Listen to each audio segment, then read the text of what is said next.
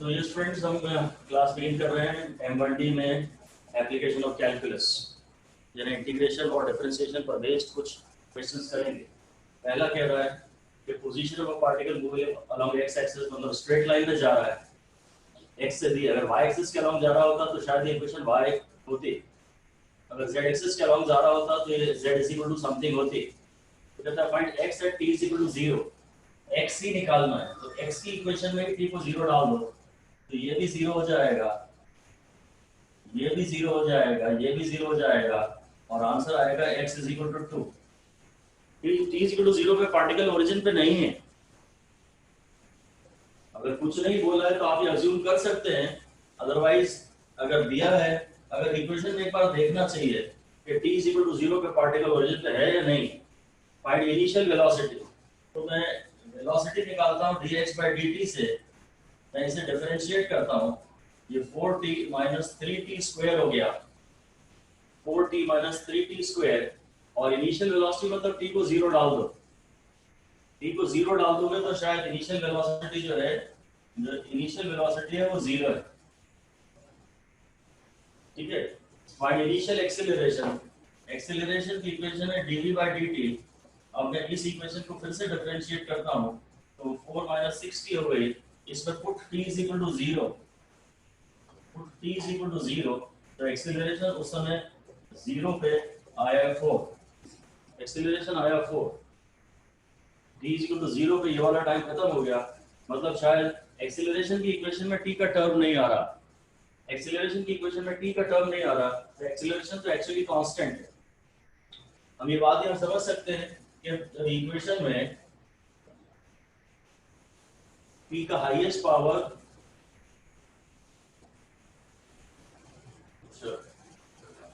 Initial acceleration 4 है।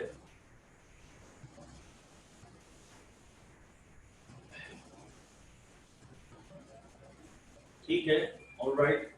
Find displacement in first second. हाँ, ये थोड़ा सा दमदार है, तो इसमें आपको निकालना पड़ेगा, डेल्टा x निकालना है ना, तो आप x at the end of 1 second निकालिए माइनस x एट 0 निकालिए।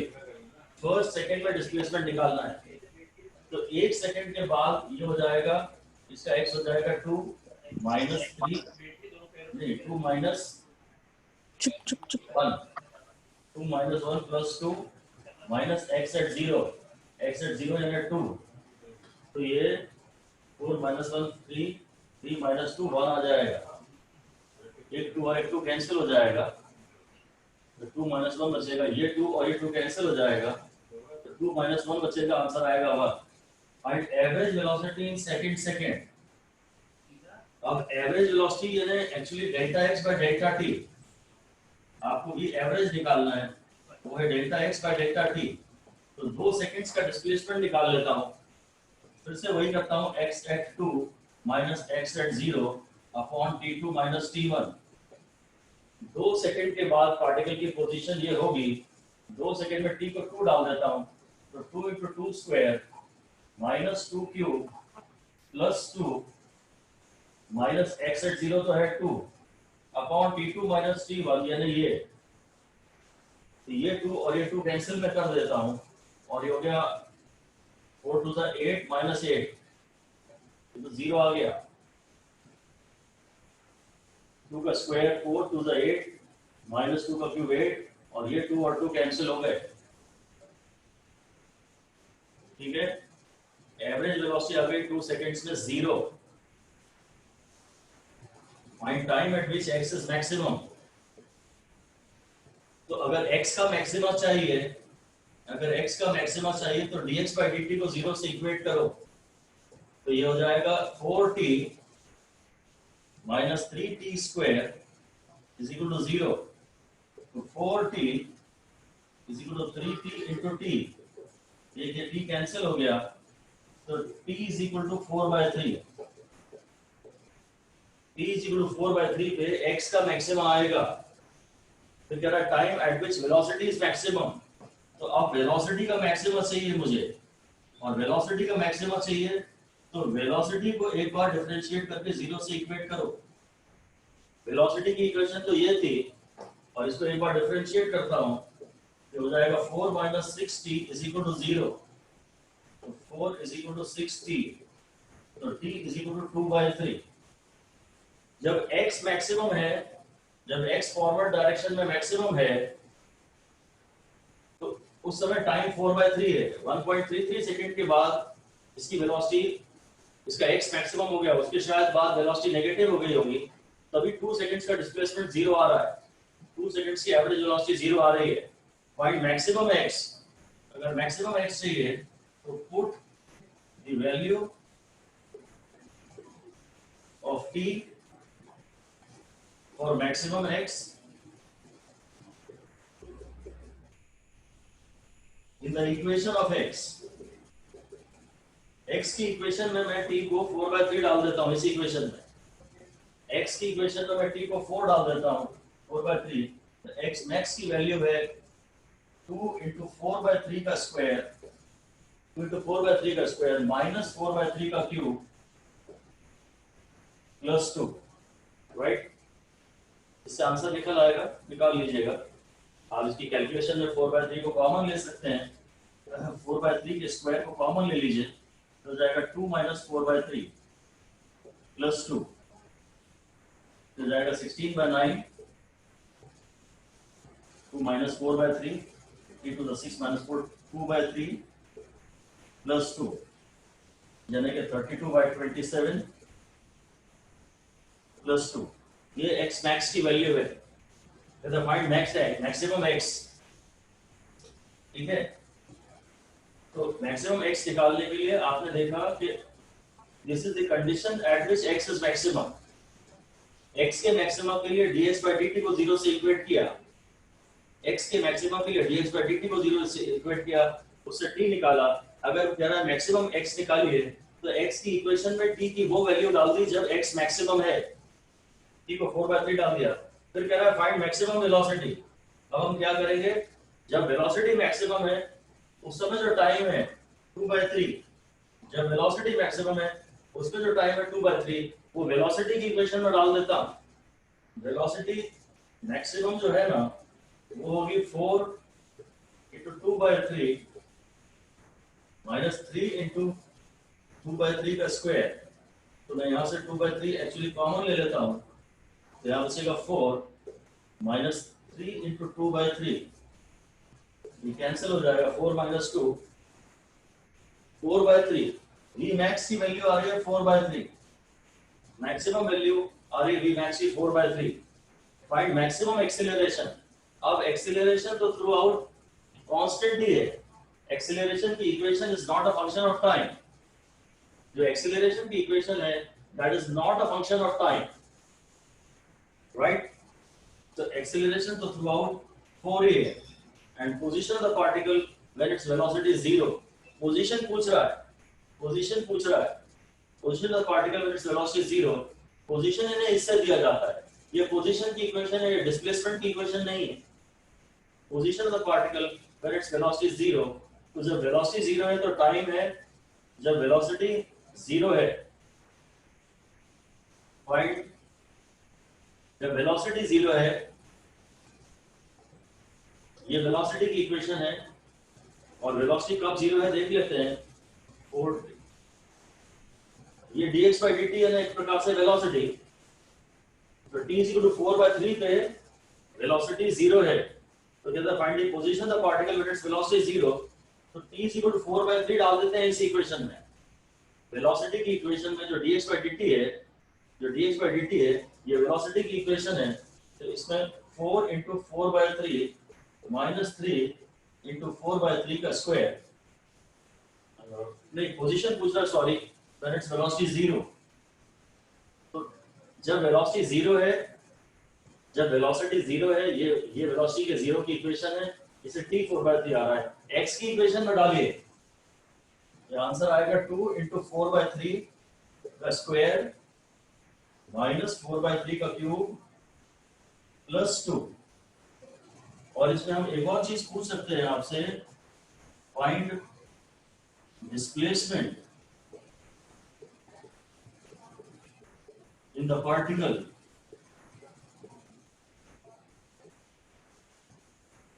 when its velocity becomes zero. Position of the particle when its velocity is zero, शायद ये x max के बराबर हुआ, फाइंड मैक्स x, ये दोनों शायद सेम चीजें हैं। ये मैक्सिमम x ये ना ओरिजिन से, और यही है position the particle when its velocity zero. जब वेलोसिटी जीरो है तो पार्टिकल और आगे नहीं जाएगा। तो मैक्सिमम x की जो इक्वेशन आई थी उसमें भी हमने यही किया था। अब ये अगेन काफी इंपॉर्टेंट है, that the find displacement in the particle when its velocity become zero.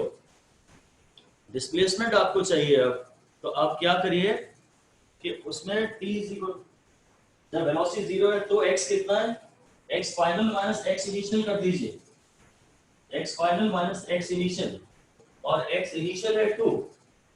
यहां से पार्टिकल ने चलना शुरू किया था, ये x एक्सिस है, यहां से पार्टिकल ने चलना शुरू किया था, ओरिजिन से चलना शुरू नहीं किया था।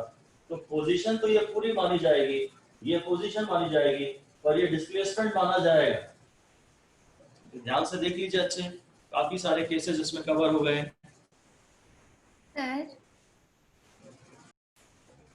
ओके, ये जो हमने मैक्सिमम एक्सीलरेशन की बात की ना, तो कायदे से मुझे मतलब acceleration is a function of time, acceleration is not constant through out, acceleration is a function of time. जब अब अगर इसका मैक्सिमम चाहिए तो पहले तो तुम dA by dt को 0 से इक्वेट करो और इससे वो टाइम निकाल लो जब एक्सीलरेशन मैक्सिमम है। जब ऐसे डिफरेंशिएट करता हूं तो ये आ जाता है -6, है ना। dA by dt is equal to 0, इसको डिफरेंशिएट करता हूं तो आ जाता है -6।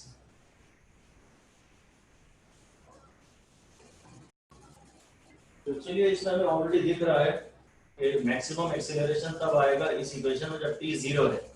तो इनिशियल एक्सीलरेशन जो है वही मैक्सिमम एक्सीलरेशन, जो इनिशियल एक्सीलरेशन है वही मैक्सिमम एक्सीलरेशन है, राइट। बस यही निकालना है आपको। फिर a ball is thrown up with velocity u, calculate time taken by the ball to reach maximum height।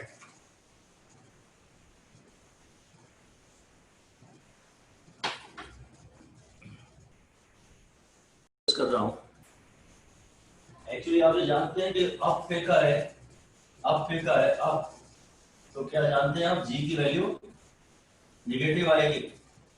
Gravity के केस डी में g नेगेटिव, तो y is equal to ut plus half t square होता है, पर यहाँ acceleration -g है, ये equation आएगा। और अगर वो मैक्सिमम हाइट चाह रहा है तो मैं हाइट के मैक्सिमम के लिए ये करूंगा, इसको एक बार डिफरेंशिएट करके 0 से इक्वेट करूंगा। तो इसको जब डिफरेंशिएट करूंगा तो u minus half g into 2t is equal to 0 हो जाएगा। तो u is equal to gt, तो t is equal to u by g। यही वो टाइम है maximum height, time taken to reach the maximum height. और फिर part है वैल्यू ऑफ मैक्सिमम हाइट, तो इस इक्वेशन में y max अगर आपको चाहिए, y max is equal to y at t is equal to u by g। इस इक्वेशन पे y निकाल लीजिए यहां से, तो y max है ut minus half g t square, ये तो जाएगा u square by g minus u square by 2g, यानी कि u स्क्वायर बाय 2g।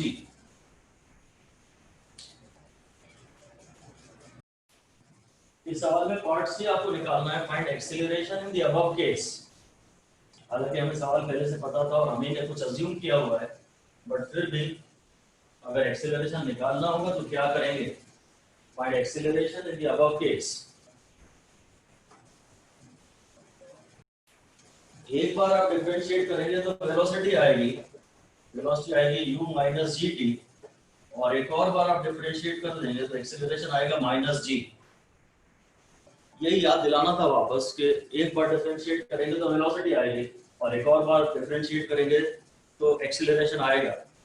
मैं यहाँ ये आपको याद दिला दूं कि जब पत्थर को हम जमीन से ऊपर फेंकते हैं और टाइम जब हम यहाँ से लेते हैं तो चाहे पत्थर ऊपर जा रहा हो और चाहे पत्थर वापस आ रहा हो, उसका मोशन कंटिन्यूसली रिटार्डेड होता है।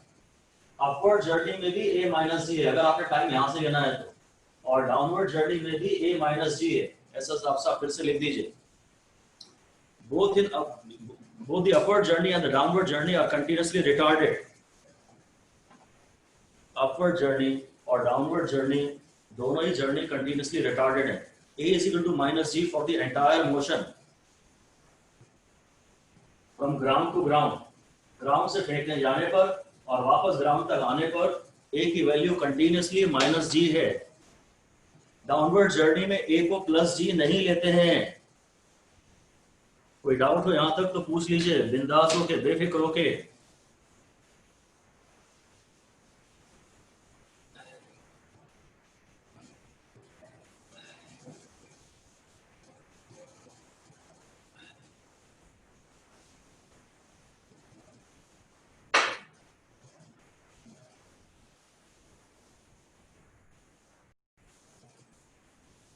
इसमें मैं आपसे एक बात और पूछ रहा हूं इसी केस में कि in the downward journey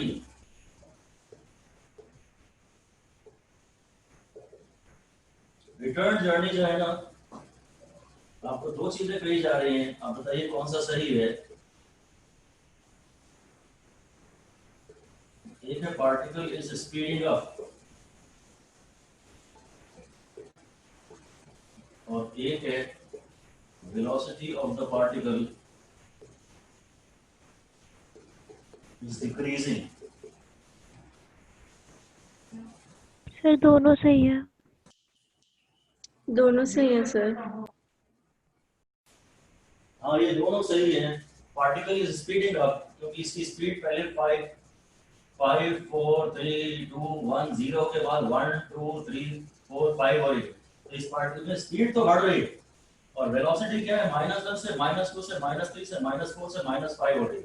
velocity of the particle is decreasing. या वेलोसिटी नेगेटिव है ना असल में, ठीक है। इंपॉर्टेंट कंक्लूजन ये है, कंक्लूजन लिख दीजिए, कंक्लूजन लिख दीजिए। Conditions when the particle is speeding up, उसकी स्पीड बढ़ रही है, मैं वेलोसिटी की बात नहीं कर रहा। Particle is speeding up, number 1 both velocity and a positive, number 2 both velocity and a equal to negative. या तो दोनों पॉजिटिव हो या दोनों नेगेटिव हो तो पार्टिकल स्पीड अप होता है। जब पार्टिकल यहां नीचे आ रहा है ना तो जी तो नेगेटिव है ही, और इस समय इसका वेलोसिटी भी इसी डायरेक्शन में है। वेलोसिटी को भी हम नेगेटिव ही कहते हैं। जब दोनों नेगेटिव हो या दोनों पॉजिटिव हो तो पार्टिकल की स्पीड बढ़ती है। वेलोसिटी के बारे में हम डिस्कस अभी नहीं कर रहे। अगर मैं ये हिस्ट्री ऑफ द पार्टिकल नहीं होती, अगर मैं इसे यहीं से छोड़ता, हाईएस्ट पॉइंट से ड्रॉप करता, तो इसमें एक्सीलरेशन ऑफ प्लस जी होता और वेलोसिटी भी 1 पॉजिटिव होती, 3 4 5 ऐसा कुछ होता। अगर एक्सीलरेशन भी पॉजिटिव है और वेलोसिटी भी पॉजिटिव है, वो उसका ताल्लुक डायरेक्शन से होता है एक्चुअली, पॉजिटिव और नेगेटिव का, तो भी पार्टिकल की स्पीड तो बढ़ती है। पूछेगा, ये क्वेश्चन है।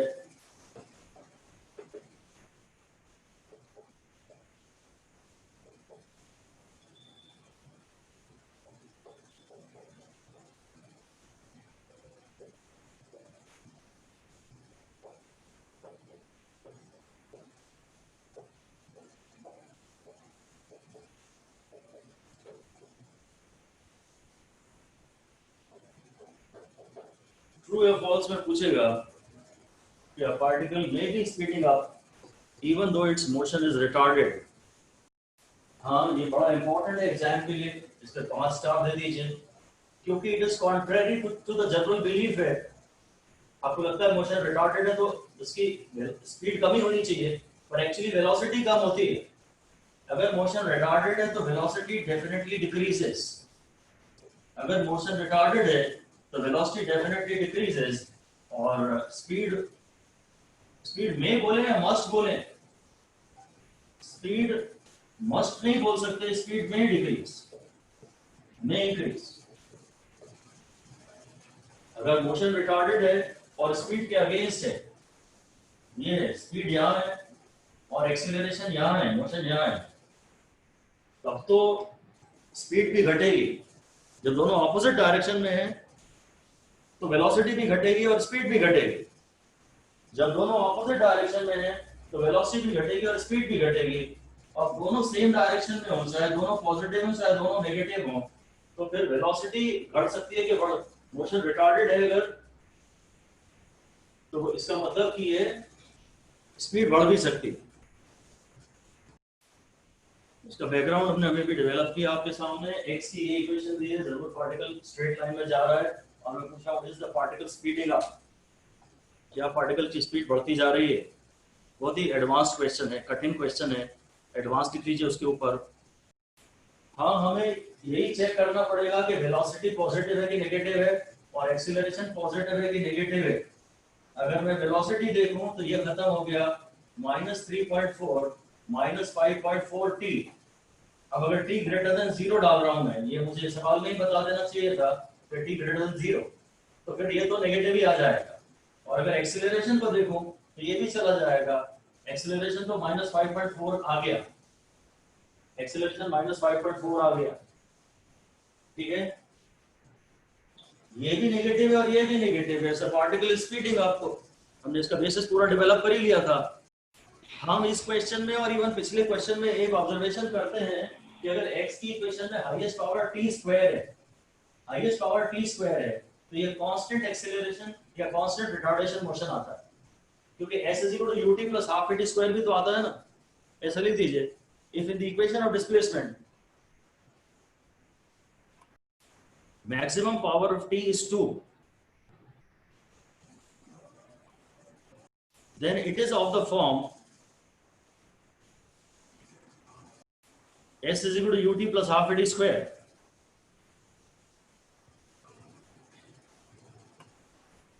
And so it will represent a constant acceleration motion. भाई मैं डिफरेंशिएट करूंगा एक बार v के लिए आने के लिए तो एक t गायब हो जाएगा, एक और बार डिफरेंशिएट करूंगा तो दूसरा t गायब हो जाएगा। अगर इक्वेशन में t³ आ रही है ना, जो हमने पिछले क्वेश्चन में दिया था, तो फिर वो acceleration will be a function of time. लिख दीजिए, if the equation of x has maximum power t, maximum power of t is equal to 3, then on differentiating it twice, the acceleration obtained will be a function of t. इस equation में x की maximum power t square है, तो acceleration या retardation जो भी है वो कांस्टेंट है। अगर किसी इक्वेशन में x का मैक्सिमम पावर t³ आ रहा है तो उसमें एक्सीलरेशन प्रोपोर्शनल टू t आएगा, और किसी इक्वेशन में अगर x की इक्वेशन में मैक्सिमम पावर t⁴ आ रहा है तो दो बार डिफरेंशिएट करने के बाद जो एक्सीलरेशन बचेगा वो t² बचेगा। एक बार डिफरेंशिएट करते हो x को v मिलता है, उसमें t का एक पावर कम हो जाता है, एक और बार डिफरेंशिएट करते हो t को, तो जो मैक्सिमम पावर था t का वो अब दो से कम हो चुका होता है। ये नेक्स्ट क्वेश्चन है, स्ट्रेट लाइन में जा रहा है और स्ट्रेट लाइन में जा रहा है तो डिस्टेंस बोले या डिस्प्लेसमेंट बोले एक ही बात है। Distance travelled by it in time t is given by, आपको v as a function of time निकालना है, फिर a निकालना है वैल्यू को as a function of time भी, as a function of x भी और as a function of v भी। रीअरेंजमेंट का सवाल है basically. Velocity as a function of time तो सीधे से पता है dx/dt निकालेंगे, इसको डिफरेंशिएट करेंगे। ये ब्रैकेट है, जब एक एक्सप्रेशन ब्रैकेट के अंदर है, इसको हम जब डिफरेंशिएट करते हैं तो ये हो जाता है पावर पहले नीचे उतारते हैं, फिर ब्रैकेट को कॉपी करते हैं, फिर पावर -1 कर देते हैं, फिर इनटू dt ऑफ ब्रैकेट कर देते हैं। ये -1 आ गया, ये -2 हो गया, और ब्रैकेट को जब डिफरेंशिएट किया तो खाली t को डिफरेंशिएट करने से 1 बचा, 5 का डिफरेंशिएशन 0 हो गया। तो पहला आंसर हमारा ये आ गया, velocity as a function of time is -1 into t plus 5 to the power minus 2।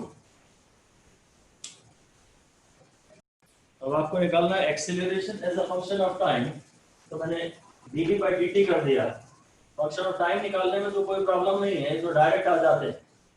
तो फंक्शन ऑफ टाइम निकाल दिया, तो ये इसको डिफरेंशिएट करना, पहले इस पावर को नीचे उतारूंगा, इस पावर को नीचे उतारूंगा, माइनस को मैंने बाहर ले लिया, इस पावर को नीचे उतारा, फिर पावर में -1 किया, और अब डी डी टी और ब्रैकेट से मल्टीप्लाई करूंगा, और इसमें जो टी का कोएफिशिएंट है बस वही बचेगा।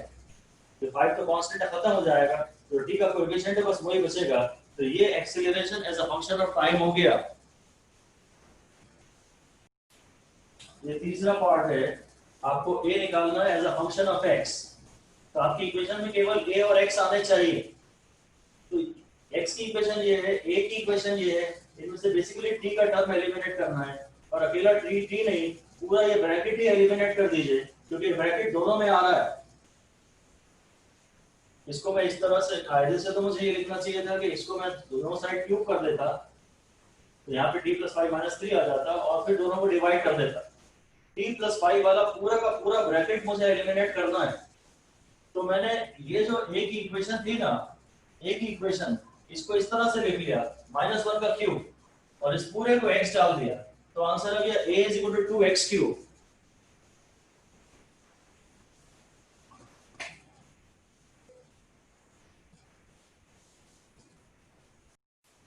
उस इक्वेशन में से हमने पूरे t + 5 को एलिमिनेट कर दिया। जो सिर्फ a और x में रिलेशन चाहिए था, a के फॉर्मूले में सिर्फ x आना चाहिए, a के फॉर्मूले में t नहीं आना चाहिए, तो t की इक्वेशन को एलिमिनेट कर दो, t के टर्म को एलिमिनेट कर दो। अब ऐसा कुछ कर लेंगे, मुझे एक्सीलरेशन की इक्वेशन चाहिए v के टर्म्स में। तो t की इक्वेशन ये है, a की इक्वेशन ये है, इन्हें आपस में रिलेट करना है, और बेसिकली t का टर्म उड़ाना है, और अकेला t नहीं, पूरा t + 5 का ब्रैकेट दोनों में है, तो t + 5 का ब्रैकेट को एम करते हैं। a की इक्वेशन थी 2 × t + 5 to the power -3, मुझे पर यहाँ पावर -2 चाहिए, तो यहाँ वही लिख लो जो तुम्हें चाहिए, और उसके बाद टोटल पावर सोचो, ये 2 और 2 कैंसिल हो जाएगा, तो 3 बचेगा। तो एक्सीलरेशन है 2, और फिर t + 5 to the power -2 यानी -v, ये है -v to the power 3/2। This is the answer. t + 5 to the power -2 को मैं -v कह सकता हूं। This is the answer.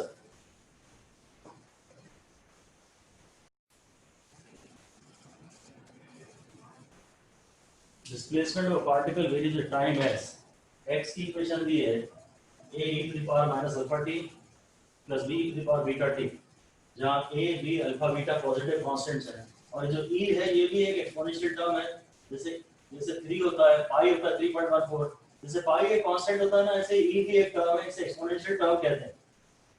अब कह रहा है वेलोसिटी ऑफ द पार्टिकल, सिर्फ इतना ही बढ़ाना है कि टाइम के रिस्पेक्ट में बढ़ रही है कि टाइम के रिस्पेक्ट में घट रही है, केवल आपको इतना ही बताना है। अगर आपको ये देखना है कि वेलोसिटी बढ़ रही है कि घट रही है, वेलोसिटी, स्पीड नहीं, अगर सिर्फ वेलोसिटी देखनी है तो एक्सीलरेशन की इक्वेशन निकालिए। अगर एक्सीलरेशन पॉजिटिव आता है तो वेलोसिटी बढ़ रही है, ऐसे ही लिख दीजिए। We should calculate the equation of acceleration. हमें एक्सीलरेशन की इक्वेशन निकालनी चाहिए, और फिर उसको डिसाइड करना चाहिए कि वो पॉजिटिव आ रहा है कि नेगेटिव आ रहा है। If acceleration is positive, velocity is increasing. अगर एक्सेलरेशन पॉजिटिव है, वेलोसिटी इंक्रीज हो रही है। और अगर वो कहता स्पीड अप हो रहा है कि नहीं हो रहा, ये चेक करो, तो मेरे को v को भी देखना पड़ता कि वो पॉजिटिव है कि नेगेटिव है, और a को भी देखना पड़ता कि पॉजिटिव है कि नेगेटिव है। इन न्यूमेरिकल्स में डिस्टेंस निकालना कठिन है, डिस्प्लेसमेंट निकालना आसान है। स्पीड निकालना कठिन है, वेलोसिटी निकालना आसान है। Speeding up is a tough question. Velocity increase हो रही है कि डिक्रीज हो रही है, ये कठिन नहीं है। x की इक्वेशन ये दी है, मैं एक बार डिफरेंशिएट करता हूं तो वेलोसिटी की इक्वेशन आएगी। तो पहले a तो कांस्टेंट है, कॉमन हो जाएगा। जब इसे डिफरेंशिएट करूंगा तो पहले e को देख के एज इट इज सब कॉपी कर दूंगा, फिर इसको डिफरेंशिएट करके मल्टीप्लाई करूंगा, फिर इसकी बारी आएगी तो b कॉपी करूंगा, फिर e देखते ही साथ ये एज इट इज पूरा पूरा लिख दूंगा, फिर इस एक्सप्रेशन को एक बार डिफरेंशिएट करके मल्टीप्लाई करूंगा। तो वेलोसिटी की ये इक्वेशन आ गई। एक और बार देखते हैं, डिफरेंशिएट करेंगे, एक्सीलरेशन निकालना है तो dv by dt। तो ये सारे कांस्टेंट टर्म्स कॉपी किए, इसको एज इट इज कॉपी कर दिया, e को e के पूरे एक्सप्रेशन को एज इट इज कॉपी कर देते हैं, फिर जो पावर है ना, इस एक्सप्रेशन को t से डिफरेंशिएट करके मल्टीप्लाई कर देते हैं। ये जो कांस्टेंट टर्म्स है ये यहाँ आ गए, e देखते ही साथ ये पूरा का पूरा एज इट इज कॉपी कर दिया, फिर एक्सप्रेशन को खाली t से डिफरेंशिएट करके मल्टीप्लाई कर देते हैं। अब एक्सीलरेशन की ये इक्वेशन आ रही है, तो ये चीज नेगेटिव है, इसको भी मैं नीचे ले जाता हूँ। अब यहाँ कुछ नेगेटिव नहीं है, जब आप t पॉजिटिव डालोगे ना, कुछ चीज जैसे आप बढ़ाते जाओगे तो a की वैल्यू बढ़ती जाएगी। मतलब इनफैक्ट खैर a पॉजिटिव, ये बढ़ रहा है कि घट रहा है तो हमें नहीं सोचना, पर a की वैल्यू पॉजिटिव है क्योंकि यहाँ कुछ भी नेगेटिव नहीं है। तो पावर माइनस में था, मैं नीचे नहीं आऊंगा। अब जैसे ये तो 2.7 है इसकी वैल्यू, अब 2.7 टू द पावर 3 या 5 या 7 कुछ करेंगे तो आंसर तो पॉजिटिव ही आएगा।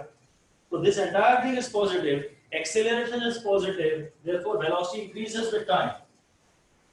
Acceleration is positive, therefore velocity increases with time.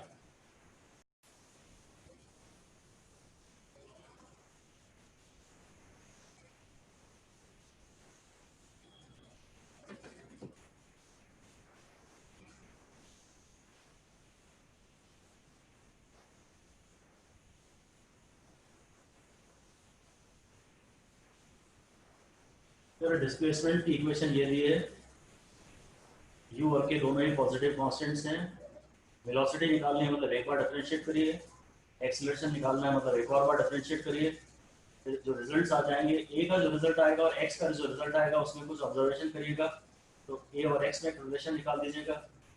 जैसे a और v में मतलब t का टर्म एलिमिनेट कर दीजिएगा a की इक्वेशन से और v की इक्वेशन से, और एक लास्ट है total displacement of the particle.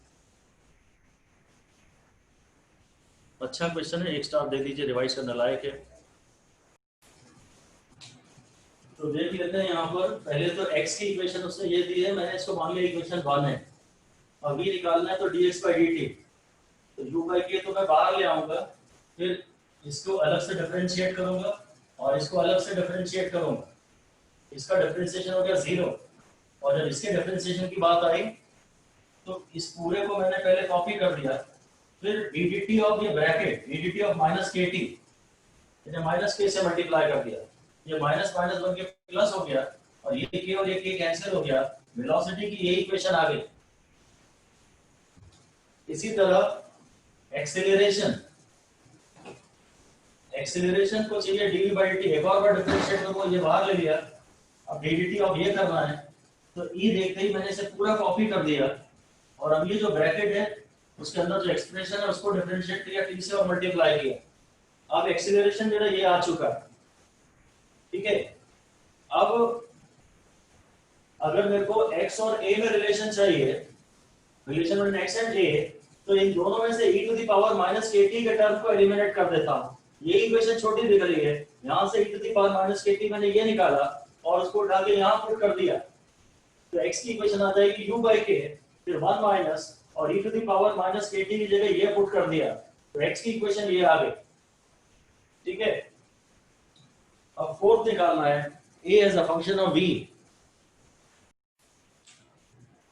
Alright, fourth part हम ये कर रहे हैं, acceleration as a function of velocity. तो एक्सीलरेशन की इक्वेशन टाइम के टर्म्स में ये है और वेलोसिटी की इक्वेशन ये है, इसमें से मुझे t एलिमिनेट करना है, अकेला t तो एलिमिनेट नहीं होगा, पूरा e to the power minus kt eliminate कर दो, तुम तो इन दोनों इक्वेशनों को उठा के डिवाइड कर दो, तो e to the power minus kt का टर्म कैंसिल हो जाएगा और a की इक्वेशन आएगी माइनस kv। एक्चुअली अगर इस स्टेज पे शायद it is too early, but actually आपको सारे रिजल्ट याद होने चाहिए। इसको हम लोग ना ड्रैग कहते हैं, ड्रैग से एक्सीलरेशन या रिटार्डेशन है। ये जो एक्सीलरेशन है वेलोसिटी के डायरेक्टली प्रोपोर्शनल है पर ऑपोजिट डायरेक्शन में है, ये ड्रैग कहलाता है। ड्रैग के केस में x के आंसर हमेशा ऐसे आते हैं और v के आंसर हमेशा ऐसे आते हैं और a के आंसर ऐसे आते हैं, कम से कम x के और v के आपको याद रखने तो अच्छा है। धीरे धीरे आपको ये नजर ऑब्जर्व होते जाएंगे, अगर एक्सीलरेशन वेलोसिटी के प्रोपोर्शनल है और ऑपोजिट डायरेक्शन में है, जब स्पीड बढ़ रही है तो एक्सीलरेशन का मैग्नीट्यूड बढ़ रहा है ऑपोजिट डायरेक्शन में, तो हमेशा यही आंसर आया करेंगे। ये क्वेश्चन एक्चुअली 5 स्टार देने लायक है।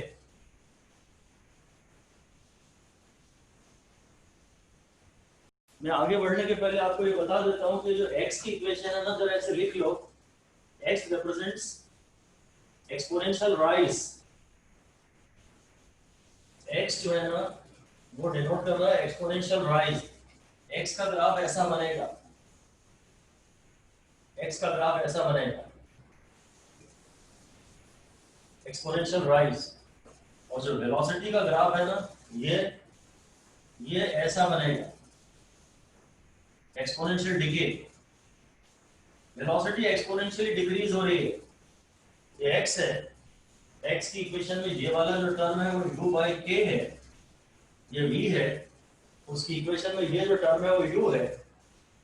जो छोटी इक्वेशन है ना, छोटी इक्वेशन डिके की है, और ये जो बड़ी इक्वेशन है ये ग्रोथ की है, राइज की है। ये एक्सपोनेंशियल राइज है और ये एक्सपोनेंशियल डिके है।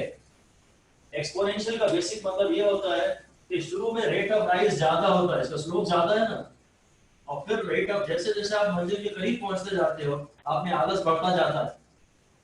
ऐसा लिख दीजिए, initially the rate of change is more, initially the rate of change is more and finally the rate of change is almost zero.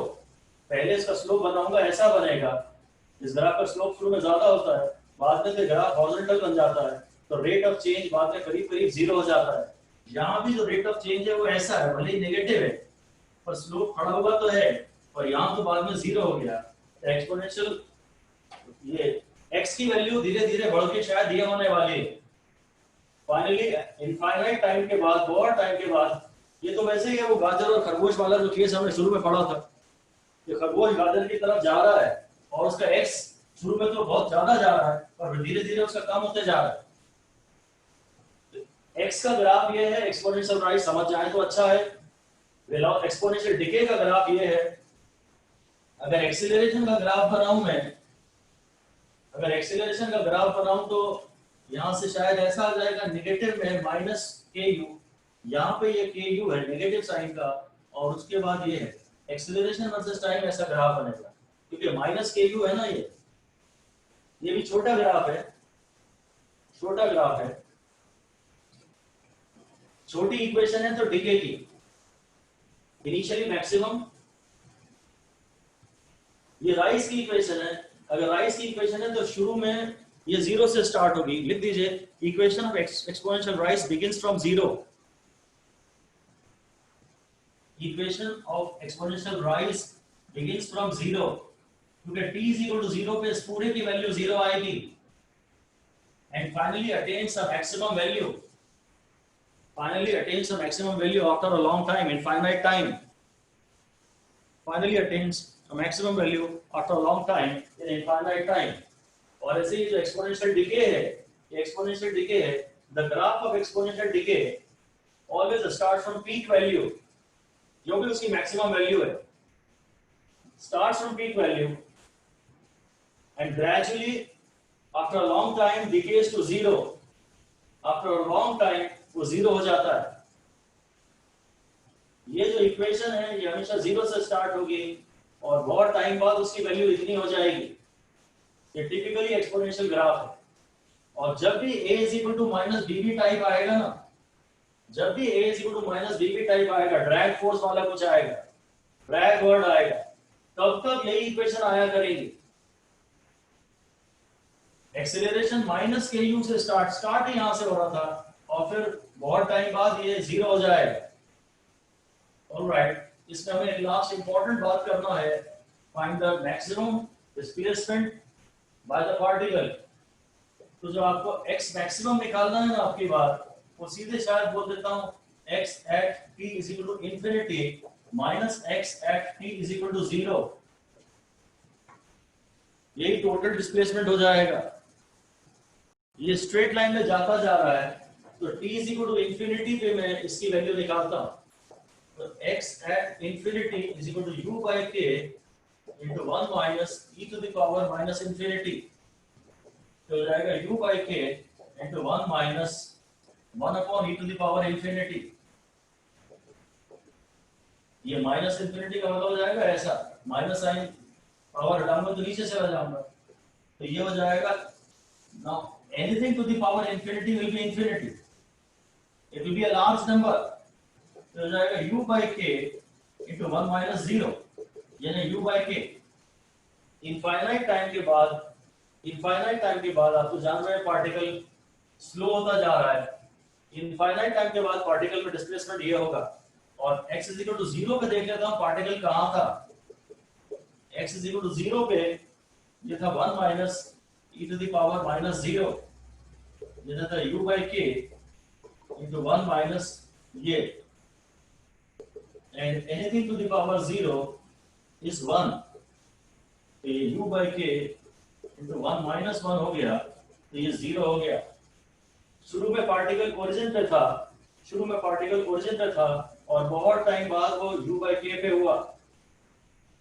x की इक्वेशन में हमने ग्राफ में बना ही लिया था कि x की ये वैल्यू u by k दिखाई ली थी, इसको जो है शुरू में दिखाई लेते हैं, और ये बढ़कर के फाइनली इतना हो गया।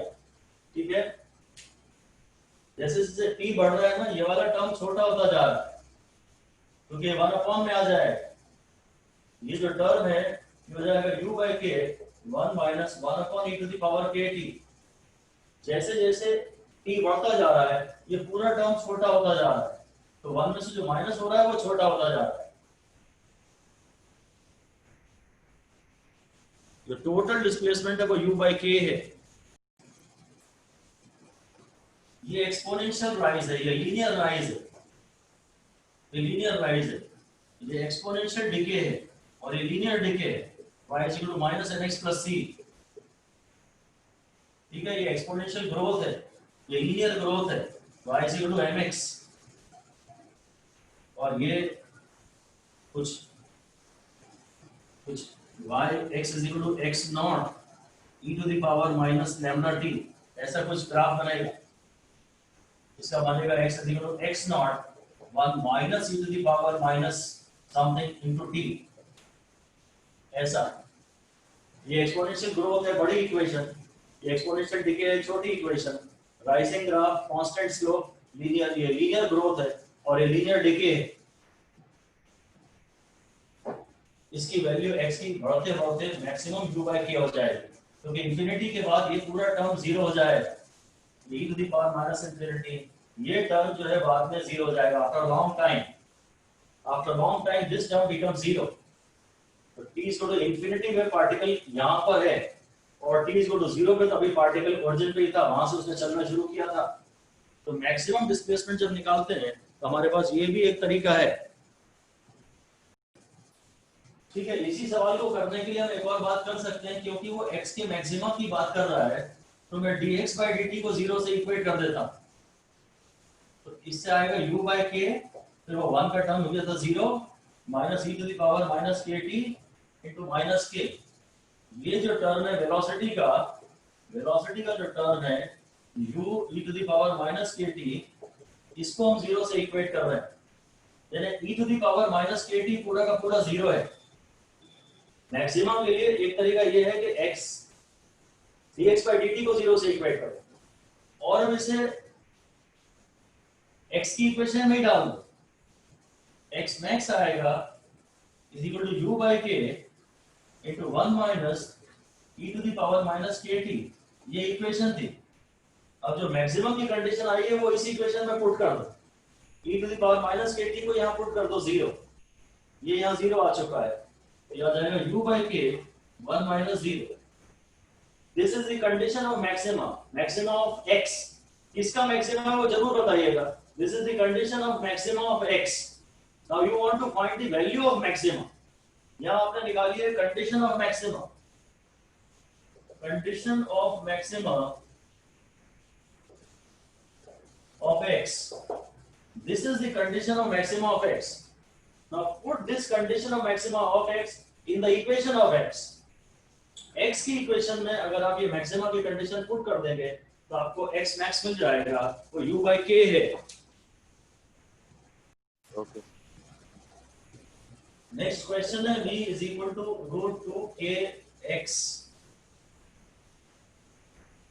Find acceleration. इस क्वेश्चन में मैं आपसे बात कर रहा हूँ कि एक्सेलरेशन निकालिए। एक्सेलरेशन निकालना है तो मेरे दिमाग में सबसे पहले आता है dv by dt। But this v is not a function of t, और मैं चाह के भी t का टर्म यहाँ कहीं ला भी नहीं सकता। तो मुझे एक्सेलरेशन का फॉर्मूला ये लेना पड़ेगा v dv by dx। तो v और फिर ddx of 2kx to the power 1/2। अभी v को v ही रहने दो, कुछ मत करो, और ये अब इसको डिफरेंशिएट करो। तो पहले ये पावर नीचे उतारा, फिर ब्रैकेट के अंदर कुछ नहीं किया, फिर पावर -1।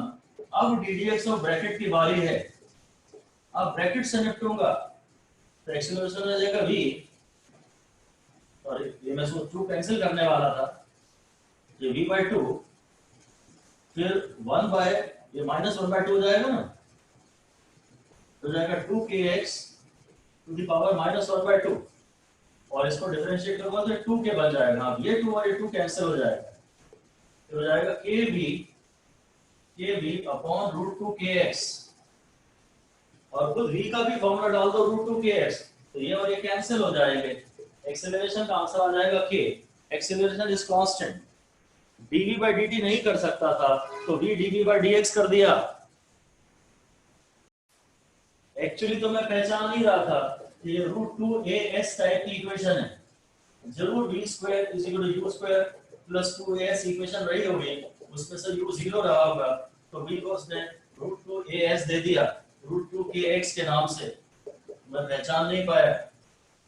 फिर हमें इसे रिलेट करने की जरूरत भी नहीं है, सबसे बढ़िया है झट से अगर आपको a निकालना है तो dv by dt लिख दो, और अगर v is a function of x तो a को v dv by dx लिख दो, खत्म।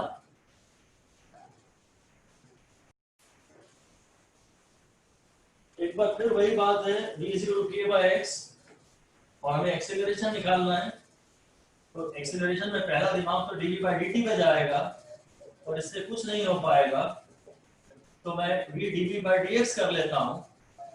पहले मैं v को कुछ नहीं लिखूंगा, फिर ddx of k x inverse, तो v k बाहर आ जाएगा, और ddx ऑफ x इनवर्स, तो vk और -1 x टू द पावर -1/2 तो जाएगा -vk upon x², -vk upon x², और v को वापस मैं लिख सकता हूँ k/x।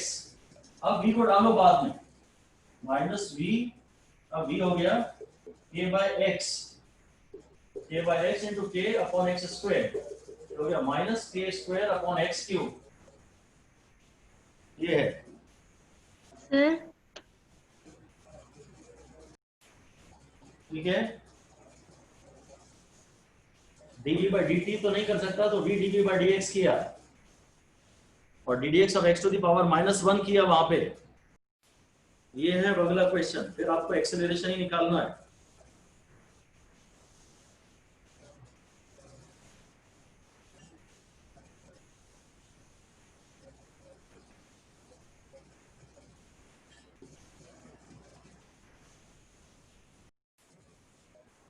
ऐसा आएगा, करना तो वही है आपको, dv by dt तो करोगे नहीं, क्योंकि v is a function of x। अगर v t का फंक्शन होता है तो dv by dt करते हैं, और v x का फंक्शन है तो v dv by dx करेंगे। तो v हो गया ये ddx ऑफ नेचुरल वाले लॉग को ये और बेसिक वाले को ln कह देते हैं, और ddx of log x 1/x होता है, ddx of log x 1/x होता है। तो आंसर आ गया v/x। अब इसमें v की बेसिक वैल्यू वापस डाल दो, अभी तक तो हमने v को नहीं डाला था, हमारे फाइनल आंसर में सब x ही होने चाहिए, फाइनल आंसर ये नहीं चलेगा, फाइनल आंसर में सिर्फ x होना चाहिए। अगर ये थोड़ा लेंथी हो जाएगा, प्रोडक्ट फंक्शन आपको लगाना पड़ेगा, तो पहले तो मैं खाली dv by dx से निकाल लेता हूँ, बाद में इस इक्वेशन में आ जाऊंगा। तो अगर मैं dv by dx निकाल रहा हूँ, तो वो है first function into derivative of second. जब मैं इसको डिफरेंशिएट करूंगा तो ये आएगा ddx of log x 1/x into इसका ब्रैकेट का डिफरेंशिएशन, और वो आएगा ये। तो ये first function into derivative of second ये आ रहा है, प्लस सेकंड फंक्शन यानी ये ऐसा का ऐसा कॉपी हो जाएगा, second function into derivative of first, ये ऐसा हो जाएगा, ये dv by dx हो गया। अब इसको एक्सेलरेशन आपको चाहिए, तो v की इक्वेशन जो थी x log ax plus b यहाँ लिख दीजिए और इसे कॉपी कर दीजिए, ax upon ax plus b plus log ax plus b, बस यही छोड़ देते हैं अपन अपने आंसर को। ठीक है, यहाँ मैंने प्रोडक्ट फंक्शन लगाया, मैंने dv का जब dx निकाला ना, तो first function into derivative of second, तो ddx of log ax plus b हो जाएगा, ddx ऑफ log x होता है 1/x, तो ये 1 अपॉन पूरा ब्रैकेट हो जाएगा इनटू ddx ऑफ ब्रैकेट, अब प्लस सेकंड फंक्शन ये कॉपी किया इनटू ddx ऑफ फर्स्ट, और अब इसमें वापस से हमने v की एक्सप्रेशन यहाँ डाल दी, ये तो dv by dx है, इसके आगे v की वैल्यू लिख दी, ये v की वैल्यू लिख दी, इसके बाद dv by dx को मैंने यहाँ कॉपी कर दिया। Okay,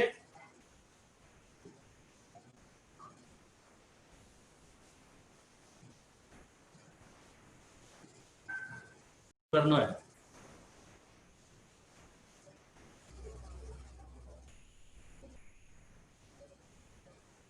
(180 minus root 16x)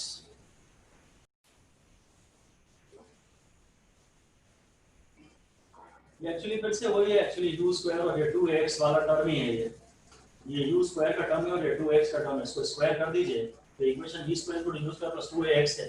anyway हम वहां दिमाग नहीं ले जाते, v dv by dx, ये dx ऑफ ये हो गया, आप पहले जब डिफरेंशिएट करेंगे तो पावर को नीचे उतारेंगे, तो ब्रैकेट को कुछ नहीं करेंगे, तो power -1 into ddx of bracket, ठीक है, पावर नीचे उतारा, तो ब्रैकेट को कॉपी किया, फिर power -1 into ddx of bracket, अब ये -1/2 की वजह से नीचे ले गया मैं इसको, और इसको डिफरेंशिएट किया तो कांस्टेंट खत्म हो गया -16x।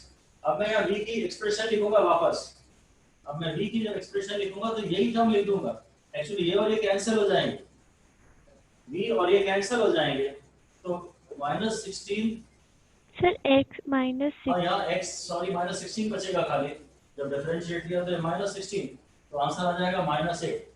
ये कांस्टेंट एक्सीलरेशन मोशन की इक्वेशन तो मुझे दिख ही रही है। चलिए, इस तरह से M1D में डिफरेंशियल कैलकुलस की हमारे डिस्कशन समाप्त हुए। ठीक है, नेक्स्ट क्लास में मैं आपको इसमें इंटीग्रेशन की एप्लीकेशंस पढ़ाऊंगा M1D में। Okay, thank you. Thank you Thank you, sir. Sir. Thank you.